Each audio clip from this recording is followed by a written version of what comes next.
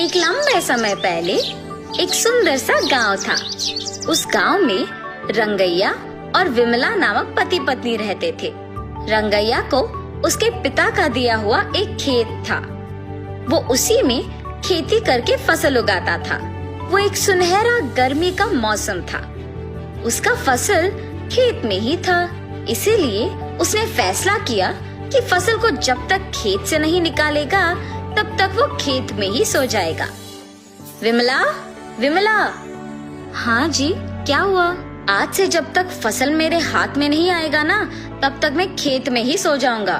ठीक है जी, ख्याल रखिए। ऐसे रंगैया उसके खेत में सोने जाता है। गर्मी की मौसम होने पर खेत में ठंडी हवा चल रही थी और वो आराम से सोता है। आधी रात को अचानक पायल की आवाज सुनाई देने पर वो जाग उठता है। चारों ओर देखता है और कोई ना दिखने पर वापस सो जाता है। थोड़ी देर में वापस उसे पायल की आवाज सुनाई देने पर डर के मारे जाग उठता है। हाँ, यहाँ तो कोई नहीं है, तो फिर ये पायल की आवाज कहाँ से आ रही है? ऐसे जब चारों ओर देखता रहता है तो पायल की आवाज फिर सुनाई देती है। तब उसे एक परछाई पीछे दिखती है तो उस तरफ मुड़ता है। दिखने में भयानक एक भूत उसके सामने आके खड़ी हो जाती है। उसे देख, बाप रे, भूत भूत! ऐसे डर के मारे चिल्लाते हुए बिना पीछे मुड़े घर की ओर भागने लगता है। वो भूत सिर्फ आधे रास्ते तक उसका पीछा करती है। जल्दी से भाग के घर पहुंच जाता है। विमला, विमला, जल्दी दरवाजा खोलो, भूत मेरा पीछा कर रही है।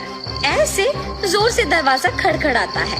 अपने पति की आवाज सुनकर विमला जल्दी से दरवाजा खोलती है। तुरंत रंगैया अंदर आके दरवाजा बंद करके कांपने लगता है।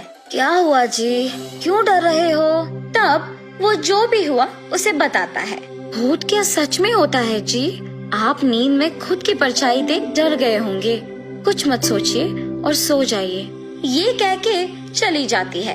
उसकी पत्नी उसके बातों का यकीन ना करने पर वो कुछ नहीं कह पाता है और चुप रह जाता है। क्या मेरी पत्नी सही थी? मैं क्या अपने ही परछाई से डर गया? लेकिन मैंने तो उस भूत को मेरे सामने खड़े होते देखा है। ऐसे सोए बिना पूरी रात सोचते ही रहता है। खेत में फसल के बारे में छोड़कर डर के मारे बेचारा घर पे ही रहता है। सुनिए, रात होने वाली है जी, आप क्या खेत नहीं जाएंगे?